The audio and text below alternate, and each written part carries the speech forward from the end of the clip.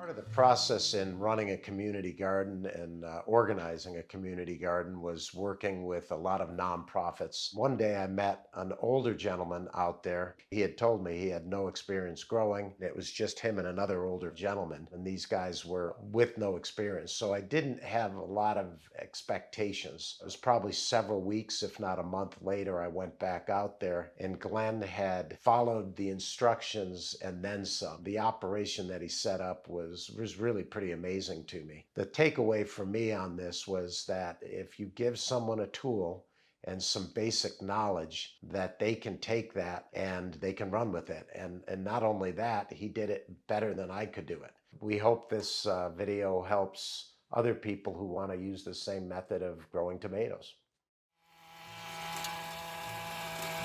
This is the very beginning of the plot at Agave Farms. It hadn't been farmed for about a year or two. So we cleared it first. They drove a tractor through it to kind of break up the soil, so I still had to hand till each row. The ground cover is mainly to keep out the weeds so we don't have to weed, and also to make it so that you could work in the garden when it was wet and muddy and keeps you from getting muddy. We planted 2,000 tomatoes and we ended up putting about 1,350 in the ground. We had to replace half of a 125-foot row when they froze. It got real cold. We tried to protect them with plastic. We still lost half a row, had to replant them. Planting 1,300 tomatoes took days and days. Pruning and harvesting are huge jobs when you have 1,300 plants. It's overwhelming. I mean, I could do one row, and by the time I get to the next row and get done, the other row I just did is ready to prune again. What I'm doing is I'm taking off all the bottom leaves and suckers as I go,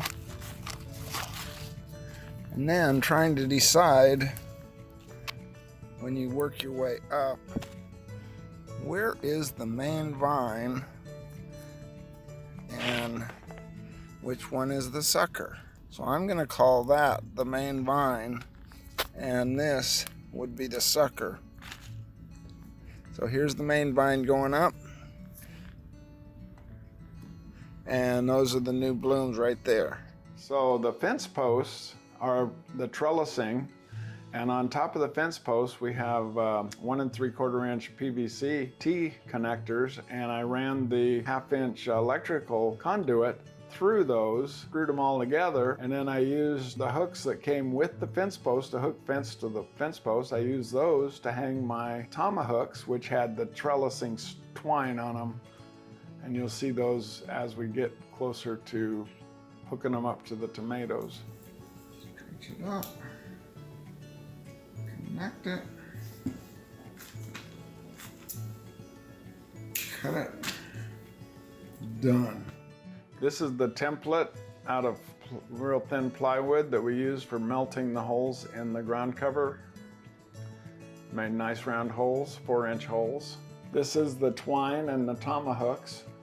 The tomahawks with twine around them lets me trellis a tomato, and then when it reaches the top of the trellis, I can undo some twine and let the tomato down and lay the vine on the ground after we've taken off tomatoes and leaves.